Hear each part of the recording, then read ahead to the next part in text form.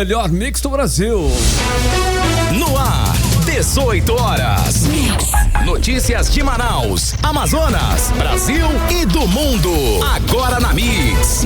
Olha lá, 6h03 em Manaus, juntos mais uma vez em 100,7, 18 horas no ar. Eu, ela e Karime Leão. Oi, Karime. Valeu, Carlão. Boa noite. Muito boa noite pra você sintonizado aqui com a gente em 100,7. Estamos juntos a partir de agora até as 7 da noite aqui no 18 horas.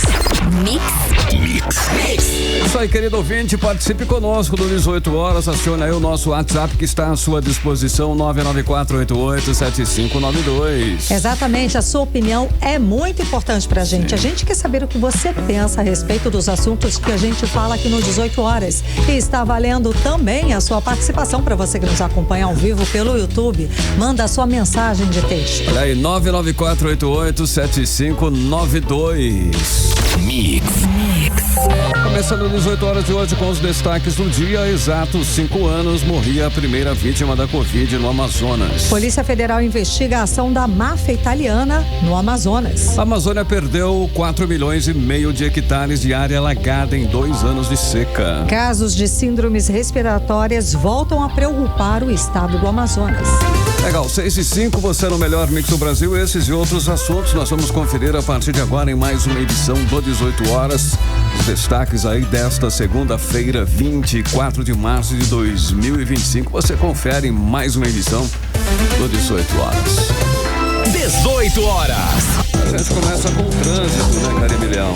Vamos lá, vamos conversar com Kennedson Paz, que está com as informações do trânsito e atualiza como é que está a volta para casa, agora em 6h05. Boa noite, Kennedson. Trânsito. Oi, Karime, muito boa noite pra você, boa noite a todos que acompanham agora, 18 horas na Mix. Karime, trânsito aqui na Avenida Maripiranga, próximo ao Manauara Shopping, trânsito com fluidez excelente aqui nessa região. Já na Avenida Humberto Calderaro, por enquanto o trânsito ainda está tranquilo aqui nessa região, com apenas uma retenção aqui com a Rua Salvador, que é aquela retenção básica por conta dos 3 semáforos seguidos, que é uma maravilha aqui na Humberto Calderaro, Karime Leão. A gente também está aqui seguindo agora pela Avenida André Araújo, nessa região, sentido Bola do Coroado. Até agora nós não enfrentamos nenhum tipo de congestionamento aqui na região, estamos fluidez no trânsito tranquila por enquanto, ou seja, quem está saindo do centro de Manaus e vai acessar a Avenida André Araújo para seguir em direção ao bairro São José, Zumbi dos Palmares, ou até mesmo seguir para a Zona Sul ainda, pelo bairro Japim, vai pegar ali a Avenida Rodrigo Otávio. Por enquanto, aqui na Avenida André Araújo, o trânsito está tranquilo, está bastante favorável para quem quer seguir aqui por essa via. Pela Avenida Rodrigo Otávio, o trânsito também está moderado atualmente. A gente está recebendo as informações agora em tempo real. Na Avenida Torquato Tapajós, próximo ao Conjunto Santos Dumont, o trânsito está bastante carregado por lá. Então, se você puder acessar uma via alternativa, que pode ser a Avenida das Torres, pelo menos por enquanto, dá para você alterar esse trânsito para não pegar trânsito na Torquato. Karime, volto com você e com o Carlão. Beleza. Valeu, Kennedson Paz. Obrigada pelas informações. Agora 6h07. 18 horas. Olha só, hein, ouvintes, hoje, 24 de março de 2025, o programa 18 horas começa relembrando um marco doloroso em nossa história recente. Há exatamente 5 anos, em 24 de março de 2025, o Amazonas registrava a primeira morte por Covid-19. O empresário Geraldo Sávio, de 49 anos, morador de Parintins.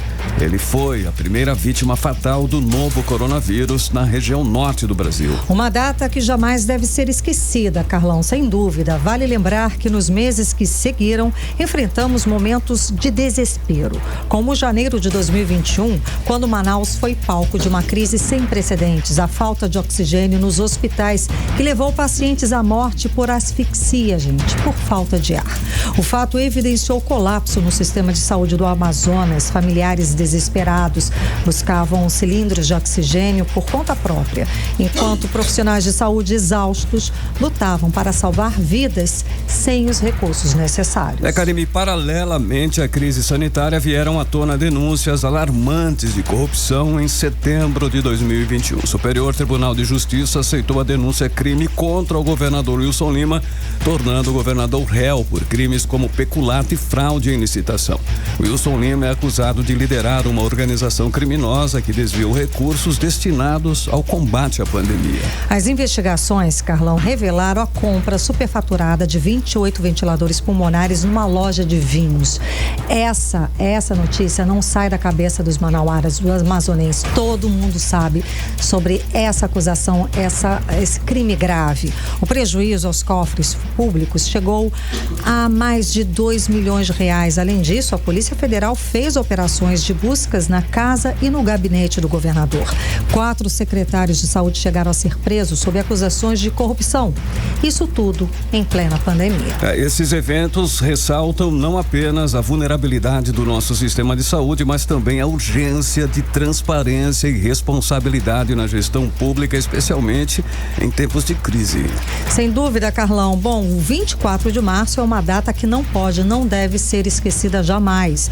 Foi o começo de uma tragédia que mergulhou o estado do Amazonas no pior episódio sanitário da história. Quem relembra os fatos que transformaram o nosso estado com um dos piores índices do mundo durante a pandemia é a repórter Nathalie Moraes, que conversa ao vivo com a gente aqui no 18 horas. Nathalie, boa noite. A gente que trabalhou durante a pandemia, cobrimos os fatos. Você, inclusive, esteve na primeira coletiva de imprensa do governador do estado do Amazonas, Wilson Lima, que ele deu a respeito da pandemia, não é, Nathalie? Boa noite. Muito boa noite para você, Karime. Boa noite, Carlão. Boa noite aos ouvintes do programa 18 horas. É com muita tristeza, né, Karime, que a gente volta a lembrar e trazer esses dados. Mas além da tristeza, a gente está aqui para fazer justiça às vidas que foram perdidas. Afinal de contas, o governo do Amazonas, as autoridades, elas foram alertadas, né, que tudo aquilo que nós passamos iria acontecer.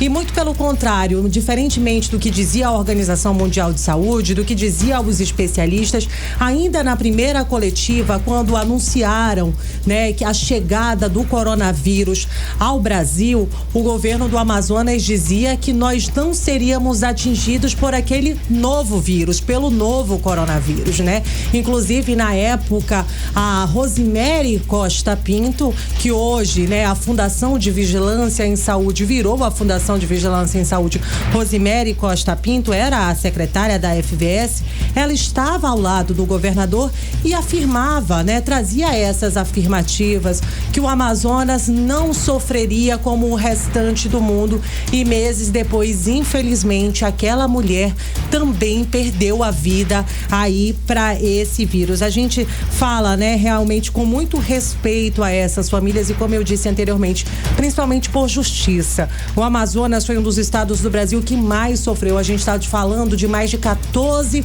mil vidas perdidas, e muito antes da gente passar por essa crise, né, do oxigênio, onde foram compradas, né, respiradores em uma loja de vinhos e todo aquele escândalo. A gente não virou escândalo na mídia nacional, não. A gente foi mundial, na mídia mundial, né? Então, antes mesmo de tudo isso acontecer, a gente já tinha um cenário bastante preocupante. Sim. O 18 horas tem 6 anos de existência, a gente vai fazer daqui a alguns meses, e são 6 anos denunciando a situação caótica da saúde pública do Amazonas, que vem sendo negligenciada. Não sou eu que estou falando, não é a Karime que está falando.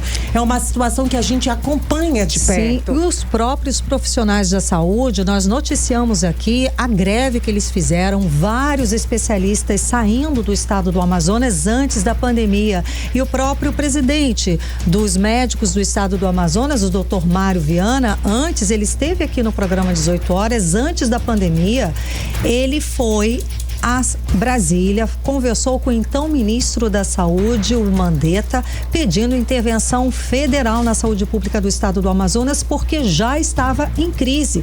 Já faltavam EPIs, já faltavam insumos, estavam começando a ir embora vários especialistas, vários médicos especialistas.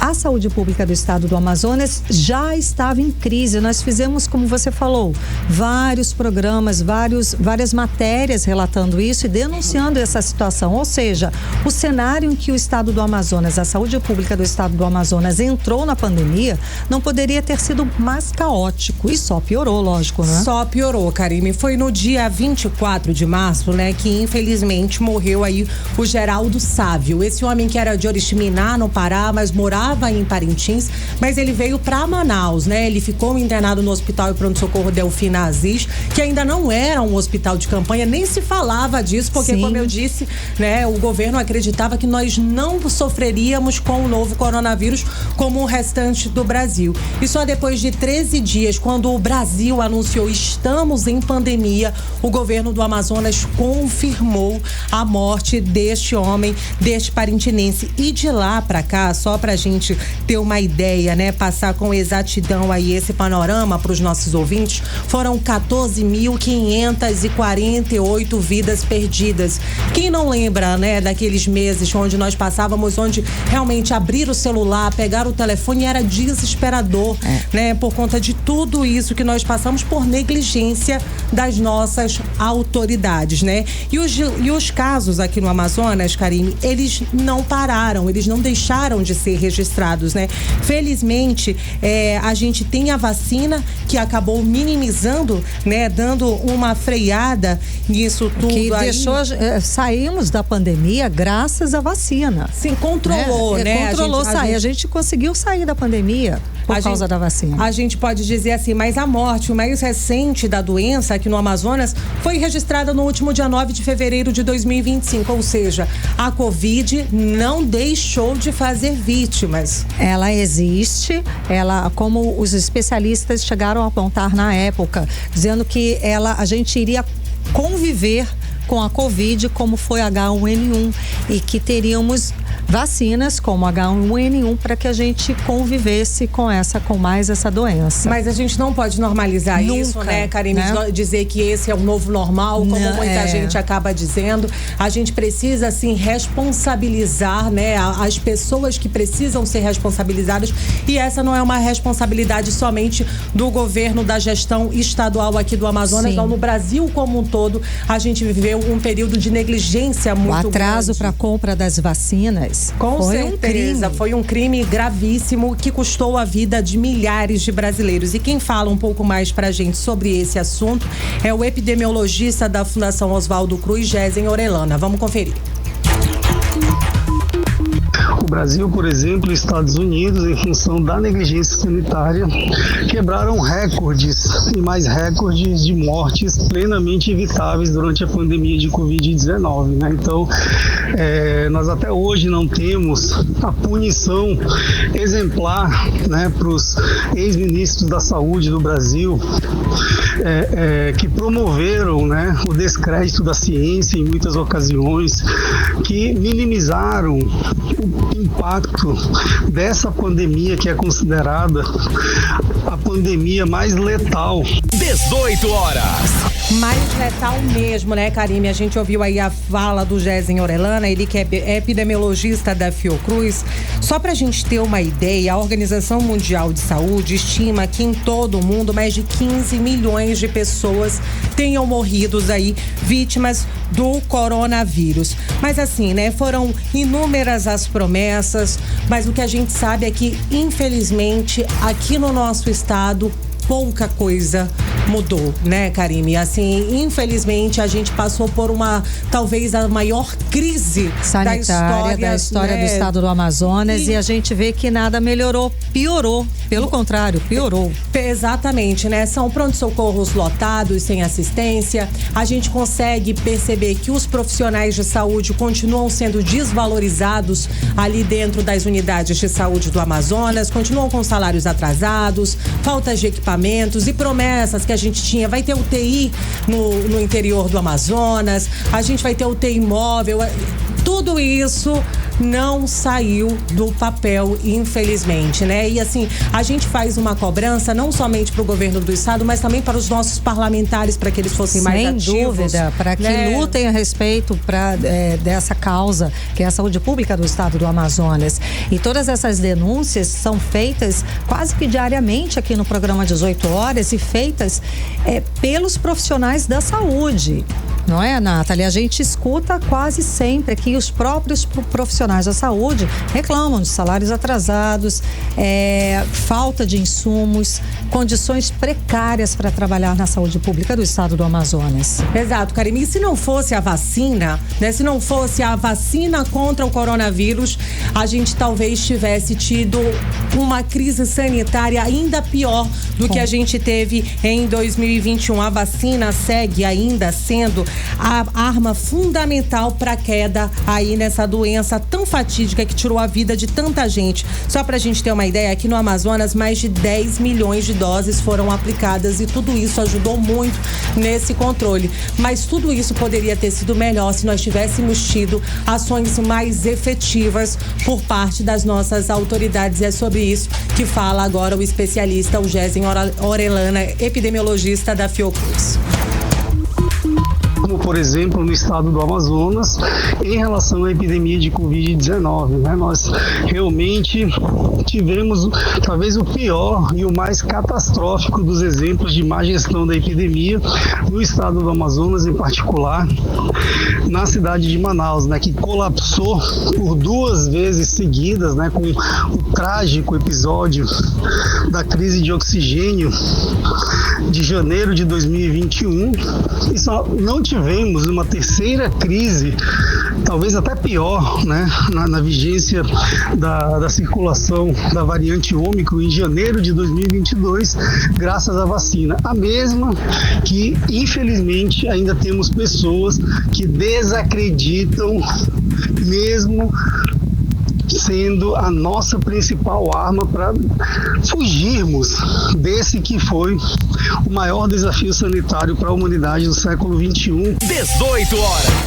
Então, Karine, falando do programa 18 horas, a gente acabou de ouvir aí a fala do Gésen Orellana, epidemiologista da Fiocruz. Carlão. Ei, Nathalie, aquela história do memorial aos heróis da Covid saiu do papel? Como tá essa situação, Nathalie? Infelizmente, mais uma promessa que não foi cumprida, né? Apesar de todas as promessas de criação desse memorial, desse espaço para homenagear aí as vítimas da Covid-19, até hoje esse memorial físico não existe, ele não saiu do papel. A única iniciativa aí que saiu foi o Memorial aos Heróis da Saúde, criado em 2022 para homenagear os profissionais que atuavam ali no Delfina Aziz. Essa lei foi de autoria da deputada Maiara Pinheiro, né, onde ela pediu ali ela solicitou a criação do Dia Estadual dos Heróis da Saúde, celebrado no dia 18 de março, né, por conta dessa lei estadual aí, mas não adianta a gente criar lei e celebrar se esses profissionais, eles de fato não recebem ali o reconhecimento que eles tanto precisam. Não adianta fazer lei se eles ficam com 10 meses de salários atrasados, né, se eles sofrem ali na ponta sem EPI, sem todos os equipamentos que são necessários para eles executarem aí os seus trabalhos, né? Eu volto a reforçar que a criação desse espaço voltados ali para as vítimas da doença, além da gente criar um espaço onde, né, os familiares poderiam ir lá prestar as suas homenagens de forma mais humanizada, ele seria uma forma da gente nunca esquecer dos erros e da dor vivida pela população do Amazonas, mas infelizmente isso daí também foi ignorado pela gestão estadual do Amazonas, né? Infelizmente nada foi feito para relembrar essas vítimas e a gente tem uma fala agora do nosso especialista falando um pouco mais sobre o que poderia ter sido feito pelas autoridades aqui do Amazonas. Vamos conferir aí o que diz o Gésen Orellana. nós continuamos agindo, nós continuamos atuando nas consequências dos problemas e quase nunca atuando na prevenção desses problemas, né? Com diagnóstico precoce, por exemplo, com identificação sentinela de doenças potencialmente pandêmicas e tantos outros recursos, né? Como o Centro de Inteligência Epidemiológica, que nós deveríamos ter um Centro de Inteligência Epidemiológica exemplar, considerando a experiência negativa do Amazonas na pandemia, e até hoje não temos investimento do Estado importante o suficiente para você dizer, olha, agora eu tenho uma equipe de epidemiologistas, de sanitaristas especializado no monitoramento de surtos, endemias e epidemias no estado do Amazonas. Lamentavelmente ficou tudo na promessa ou feito de maneira inadequada, de maneira inefetiva. 18 horas. Inefetiva mesmo, né? Como afirma aí o Jezinho Orellana, epidemiologista da Fiocruz. Só para encerrar, Karime e Carlão, até o dia 22 de março de 2025, o Amazonas registrou 15 mortes por Covid-19. Só esse ano? Só esse ano. Nossa, obrigada pelas informações, Nathalie Moraes. Valeu, Nathalie. Aquela história, né, Carlão? 5 anos depois da primeira morte de Covid registrada aqui no estado do Amazonas, o que mais dói é saber que parte dessa tragédia tem nome e sobrenome: Wilson Lima. Enquanto o povo sufocava sem oxigênio, ele negociava respiradores pulmonares numa loja de vinhos. Inclusive, Karime, Wilson Lima virou réu, teve casa e gabinete vasculhados pela Polícia Federal e viu seus secretários presos, mas até hoje nenhum pedido de desculpas ao povo. Ele deixou morrer sem ar. Isso também é crime, inclusive, né? Moral, histórico e tudo mais. Então, tem que ter desculpas aí, né? 6h24, você no melhor mix do Brasil. 18 horas. Olha, noticiamos aqui no 18 horas a multa da empresa Águas de Manaus, que recebeu multa de mais de R$600 mil da agência reguladora dos serviços públicos delegados do município por falhas da recomposição asfáltica nas ruas, onde implantou novas redes de esgoto. É aquela história, né, Karine? Buracos, né? Exatamente. Por causa de toda essa buraqueira que a empresa deixa nas ruas depois de um serviço, simplesmente destrói as ruas da cidade e não se preocupa em consertar direito. Pois bem, hoje a empresa anunciou por meio de nota que começou um mutirão para corrigir e acelerar as demandas relacionadas ao asfalto. As obras vão ser nos lugares que passam, né, esses trabalhos de rede de esgoto e manutenção emergencial. Olha, e ainda segundo a empresa, o objetivo é reduzir o tempo das intervenções nas ruas e evitar que os trechos fiquem sem a camada asfáltica por muito tempo. A força-tarefa deve durar aproximadamente 90 dias e ainda, segundo a empresa, o novo asfalto vai ser de boa qualidade. Tomara, né, Carlão? Hein? Bom, as ações dessa força-tarefa já estão nas zonas norte-oeste, centro-oeste e sul da cidade, com asfaltamento no Renato Souza Pinto, Lírio do Vale, Petrópolis e Vieira Alves. O cronograma também prevê ações nas próximas semanas no Manoa, Oswaldo Frota e no Riacho Doce, na zona norte. As outras regiões a empresa vai comunicar também por meio de nota. Olha aí, o plano de ações da Água de Manaus foi apresentado para a Agência Reguladora dos Serviços Públicos delegados do município de Manaus e a Unidade Gestora de Projetos de Abastecimento de Água da Prefeitura de Manaus também. Agora 6h26, você no melhor mix do Brasil. 18 horas. Tá lá, o prefeito Davi Almeida visitou neste domingo uma obra na rua Ipixuna, no centro, zona sul, e o trabalho foi para tirar o lixo, é isso, Karime? Exatamente, Carlão. Simplesmente 4 metros de profundidade de lixo estava entupindo a rede de drenagem. O repórter André Meirelles acompanhou a visita e traz os detalhes pra gente agora.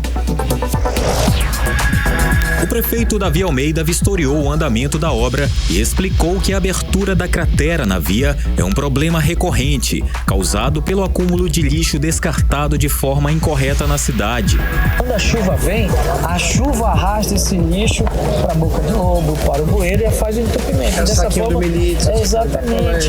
E dessa forma, a gente pede à população que faça o descarte correto, coloque nas caixas de lixo, os nossos carros coletores vão lá pegar, porque se colocar próximo a igarapé, próximo à tampa de bueiro, a situação vai se agravar. A via, que já havia recebido recapeamento, apresentava constantemente o mesmo ponto de afundamento, mesmo depois dos serviços paliativos. Durante escavações, os técnicos identificaram que uma caixa coletora com cerca de 4 metros de profundidade estava completamente obstruída por lixos. O material impediu o funcionamento adequado da drenagem, provocando o colapso do paviamento em dias de chuva, como explica o morador Sérgio Câmara. Nós deparamos com a situação de moradores jogando sofá, fogão, aqui no nosso cruzamento doméstico. Nós somos testemunhas do trabalho que tem sido feito pelo prefeito. É pleno domingo, enquanto muitos estão descansando e ele está sempre na rua. Isso é louvável, que é bom para a nossa cidade. Depois da retirada dos resíduos, vai ser feito o reaterro da via e a recomposição asfálticas. Davi Almeida disse que as ações ecobarreiras têm ajudado na diminuição de lixos nos igarapés da capital. As ecobarreiras têm ajudado muito, né, na diminuição da chegada de lixo nos igarapés, no Rio Negro, e sem dúvida alguma é uma ação positiva da prefeitura que melhorou e diminuiu a quantidade de lixo que a gente recolhe do Rio Negro. A prefeitura pede que os lixos sejam descartados corretamente e que a população denuncie descartes irregulares. André Meireles para o 18 horas. Você está ouvindo 18 horas. Agora 6 horas e 28 minutos. Escuta essa, hein? A Polícia Federal investiga a ação da máfia italiana no Brasil. Isso mesmo. A acusação é que a máfia explora o garimpo ilegal de ouro na Amazônia para lavar dinheiro do tráfico. Carlão, e segundo a investigação, desde o início dos anos 2000, a máfia italiana movimentou 12 bilhões de reais aqui no Brasil. Vamos acompanhar os detalhes agora com a Janaína Araújo. Grupos da máfia italiana estão sendo investigados por explorar empresas falsas e o garimpo ilegal de ouro na Amazônia para lavar dinheiro do tráfico. Eles também contam com profissionais do crime, brasileiros que ajudam os mafiosos em suas atividades criminosas. Segundo reportagem do jornal o Globo, em 2020, as autoridades brasileiras estavam monitorando conversas de mafiosos de uma facção italiana quando notaram mensagens de Vincenzo Pasquino, um criminoso que se dizia representante da máfia na América Latina. Ele falava sobre sua atuação no Brasil e no Equador, fazendo parcerias com o PCC, o primeiro comando da capital para tráfico de drogas e lavagem de dinheiro. Pasquino foi preso em 2021 e extraditado para a Itália, onde colaborou com a justiça. A partir dessas informações, a Polícia Federal e o Ministério Público ajudaram a mapear como a máfia italiana opera no Brasil. Grupos da máfia movimentaram cerca de 12 bilhões de reais desde 2009. Pelo menos 25 italianos ligados a essas facções foram presos aqui no Brasil nos últimos 10 anos. Para o cientista social Luiz Antônio Nascimento, que também é professor do curso de Ciências Sociais da Universidade Federal do Amazonas, a atuação desse tipo de crime no país, em parte, se dá pelo fato de aqui no Brasil se prender muito, mas se prender mal. Nós saímos em 2014 de 270 mil pessoas presas aproximadamente. Hoje a gente está com quase 700 mil pessoas presas. E nesse intervalo, essas prisões não reduziram em absolutamente nada os indicadores de violência no Brasil. Por isso que eu digo que prende mal. Porque está prendendo as pessoas que não são aquelas que estavam impactando na produção da violência no Brasil. Os produtores da violência no Brasil não estão sendo presos. A exemplo disso está a notícia da presença das organizações criminosas italianas, das máfias italianas no Brasil.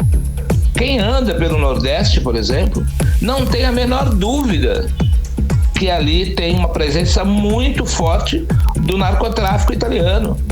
Um dos suspeitos de ajudar a máfia é Anselmo Limeira de Oliveira, ex-assessor de um vereador em João Pessoa, na Paraíba. Ele foi acusado de lavar dinheiro do tráfico e de ajudar mafiosos italianos com a compra de imóveis e negociação de drogas. Ele também usava sua posição política para conseguir contratos e benefícios. Além dele, outros brasileiros ajudavam a máfia, como William Barilha Gatti e Marlon Santos, que forneciam empresas e serviços para esconder o dinheiro do tráfico. A investigação revelou que eles moviam milhões de reais e estavam envolvidos com atividades ilegais como o garimpo de ouro na Amazônia. A máfia italiana também investe no Brasil em imóveis, restaurantes e outros negócios para esconder os lucros do crime. O professor da UFAM, Luiz Antônio Nascimento, ressalta que a construção civil também tem sido uma estratégia para lavar dinheiro.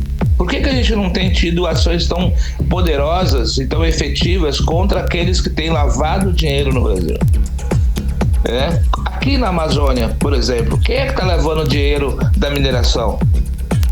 Aqui na Amazônia, para onde está indo o ouro e outros minérios extraídos ilegalmente? Diamante, por exemplo. Obviamente que não está sendo negociado na beira da escadaria do Eduardo Ribeiro. Na escadaria dos remédios, desculpa.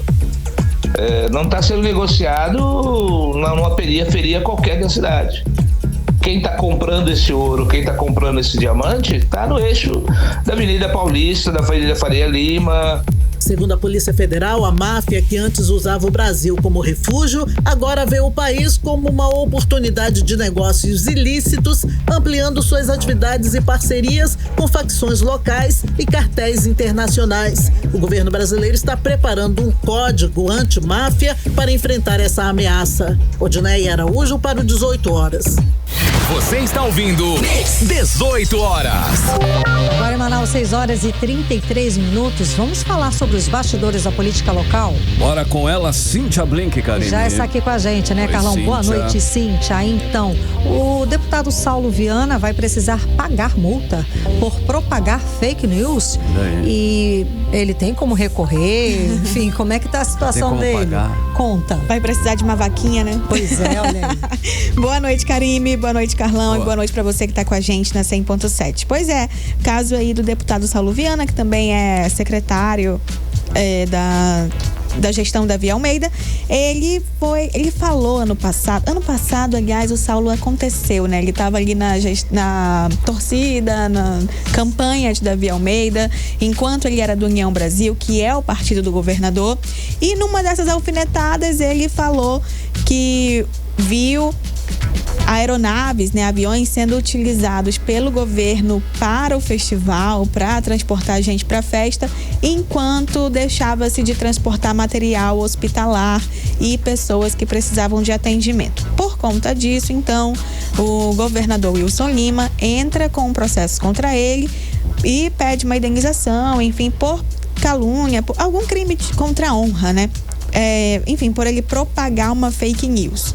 E aí, entendeu-se que tá certo, cometeu ali uma fake, não conseguiu provar que era real o que ele estava dizendo e vai ter que pagar multa, como falou Karime Leão. Mas fui perguntado ao deputado Saulo Viana, e agora, senhor, o que faz agora? Casa caiu, querido, o que acontece? O que acontece? E aí ele fala, né, ele fez uma nota oficial, disse que vai recorrer, disse, claro, né, que ele respeita a decisão judicial, mas que ele vai fazer uso do poder que tem de poder recorrer. Direito, né? E vai levar esse assunto mais adiante. Então ele não vai, ele mantém, falou inclusive isso, né, que ele mantém a palavra que ele deu, ele continua afirmando, bora na aspa dele, né? Respeitando a decisão do Poder Judiciário, e reafirmo meu compromisso com o fortalecimento das instituições democráticas. E reforça a veracidade das informações divulgadas. Ele fala: havia sim pacientes em estado crítico aguardando remoção por UTI aérea no Hospital Regional Dr. Joffre de Matos Cohen, em Parintins. Esses dados estão registrados nas plataformas oficiais de regulação, como o CISREG, com documentação já apresentada no processo que será reforçada em recurso.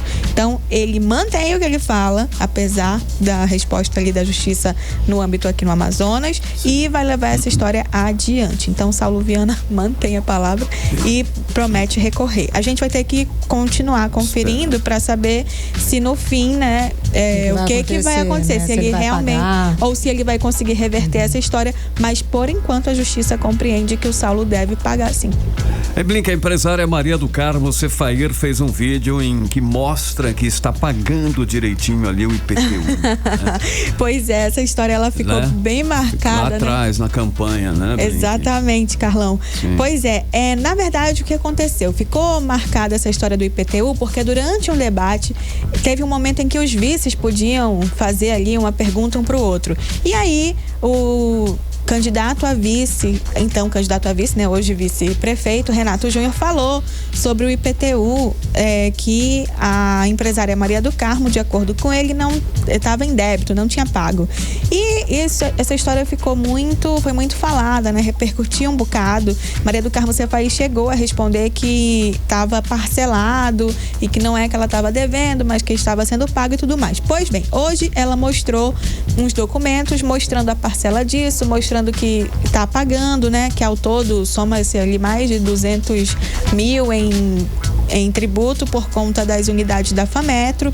E ela devolve o ataque, né? Dizendo assim, que a gestão pública cobra o cidadão de pagar os impostos, de pagar os tributos, e a gente, por sua vez, tem o direito de cobrar também que a gestão, nesse caso municipal, já que é a IPTU, faça parte dela.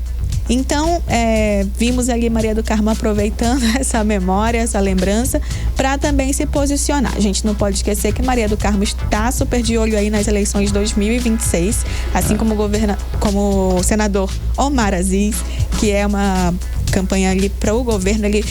Porque ainda não é hora de dizer que é pré-candidato, mas eu não sei que outro nome dizer. Porque... Mas ela até já falou que poderia vir para candidata a governador. Não, ela sim, tanto Omar quanto Maria do Carmo declararam que querem, só que eu não sei que nome dá, porque ainda não dá para chamar. É um pessoal adiantadíssimo.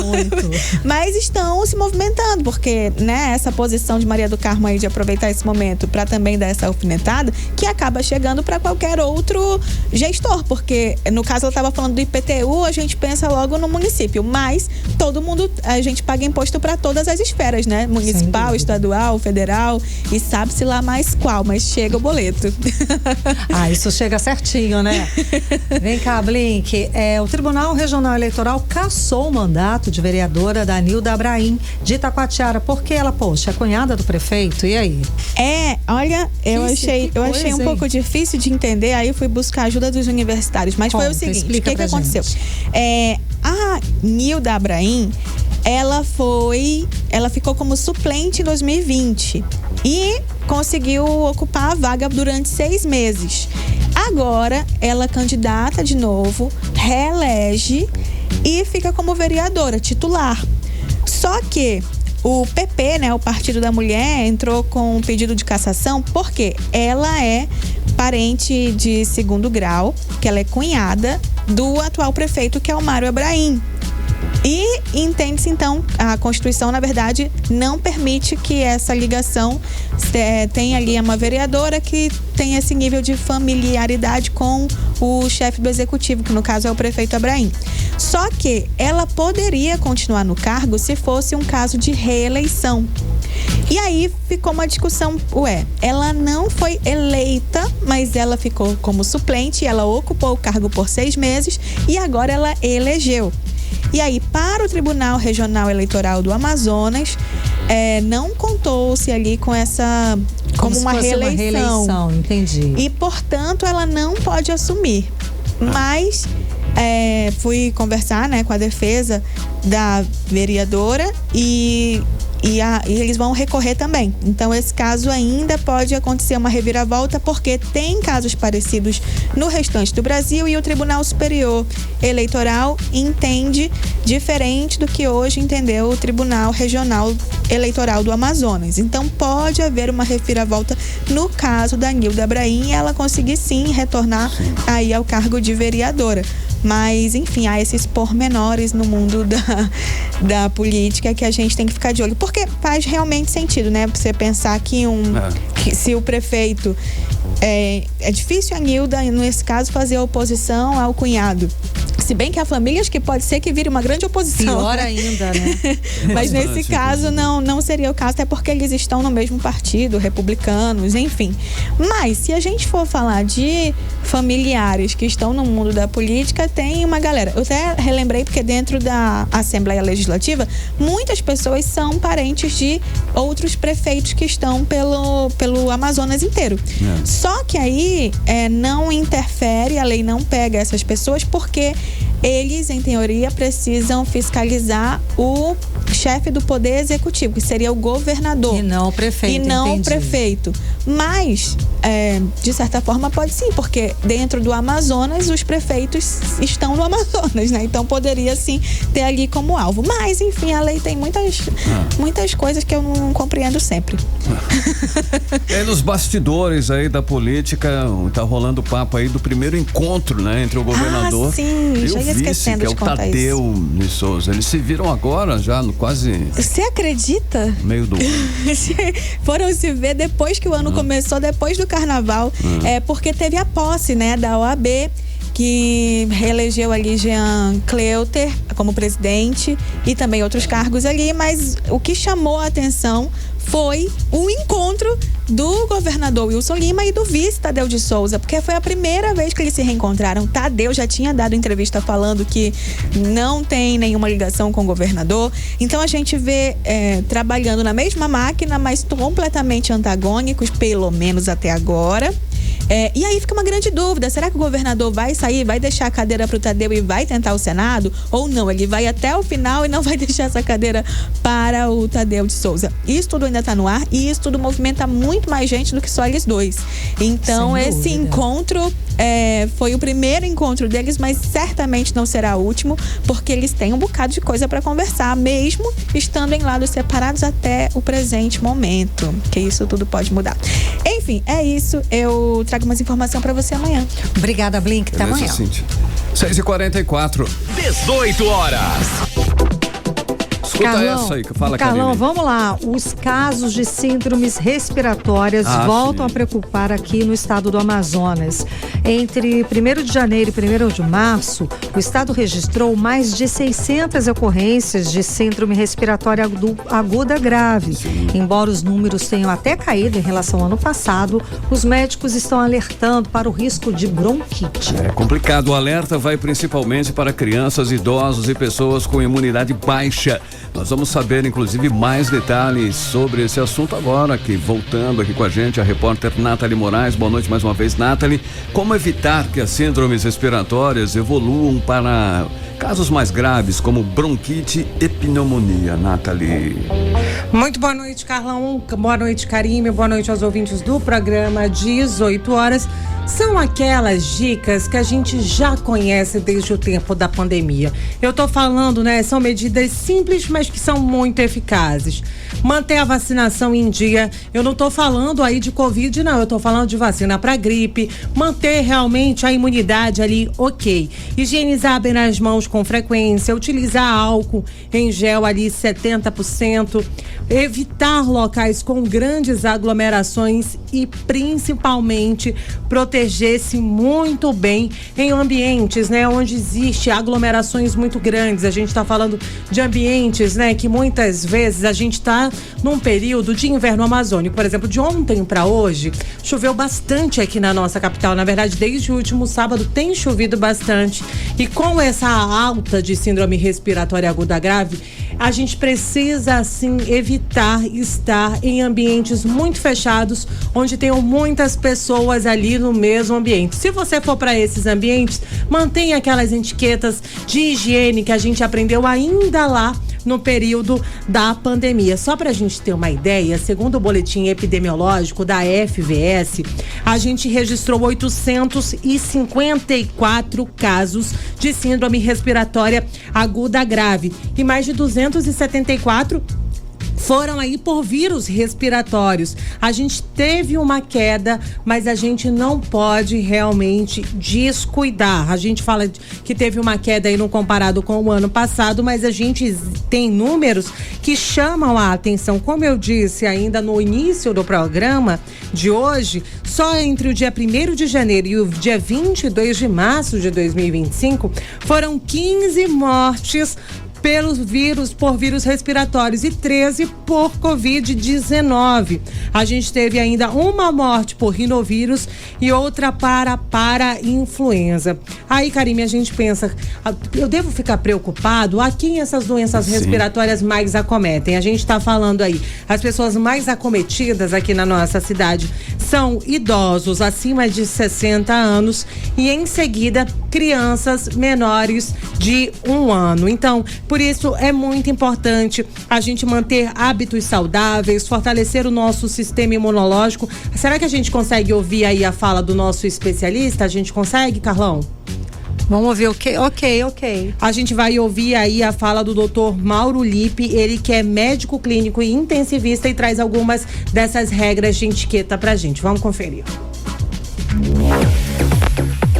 E assim, a única coisa que a gente pode falar de prevenção é a vacina para os grupos de risco e vacina do Covid, né? E também, assim, aquela coisa, quando você está gripado, evita o contato com aquelas pessoas que são mais vulneráveis, né?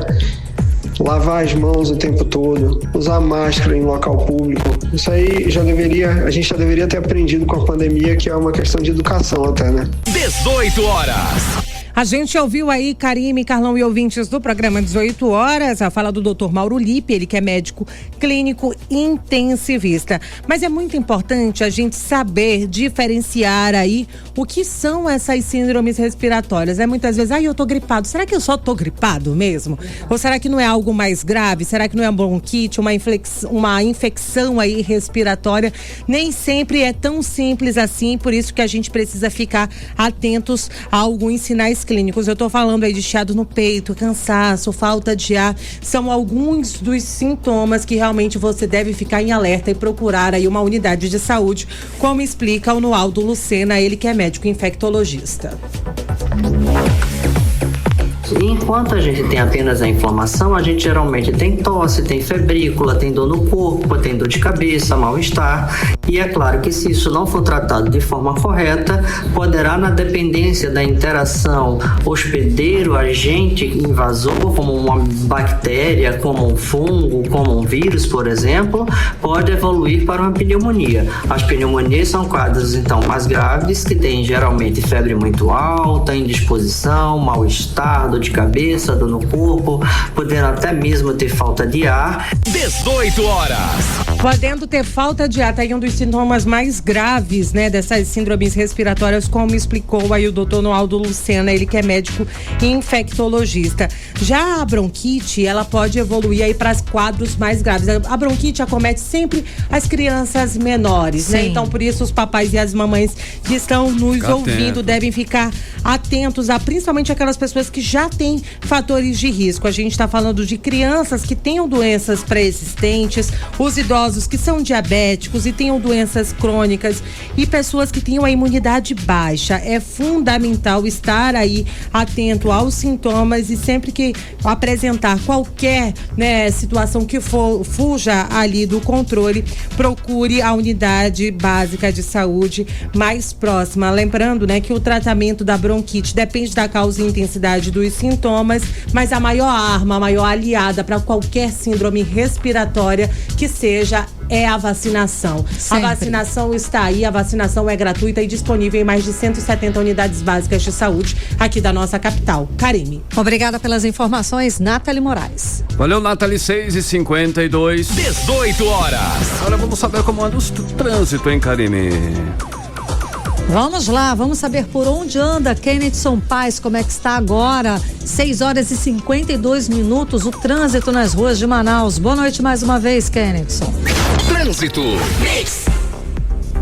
Oi, Karime, muito boa noite novamente para você, pro Carlão, para todos que acompanham agora às 18 horas na Mix. Então, nós estamos aqui na rotatória do Coroado, bem próximo à saída da Avenida Cosme Ferreira. Gente, o trânsito está começando a ficar um pouco mais congestionado pela Avenida André Araújo, que também dá acesso à rotatória do Coroado. Temos trânsito um pouco moderado, já leve para intenso, aqui na Avenida Rodrigo Otávio, de quem está saindo do bairro Japim em direção ao bairro Coroado, essa zona centro-sul de Manaus. Aqui nessa região, para quem vai querer acessar, saindo da rotatória do Coroado, sentido para quem vai acessar a Avenida Governador José Lindoso.